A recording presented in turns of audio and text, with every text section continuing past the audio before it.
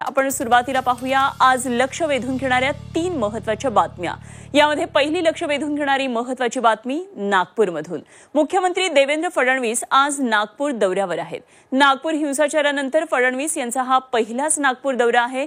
तर आज काँग्रेसची समिती नागपूरमध्ये शांतता प्रस्थापित करण्यासाठी पुढाकार घेणार आहे।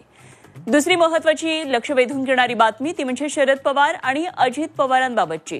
शरद पवार आणि अजित पवार पुण्यामध्ये पुन्हा एकदा एकत्रित दिसणार आहेत। वसंतदादा शुगर इन्स्टिट्यूटच्या बैठकीला दोन्ही नेते उपस्थित राहणार आहेत। तेव्हा या बातमीवर आपली नजर असेल।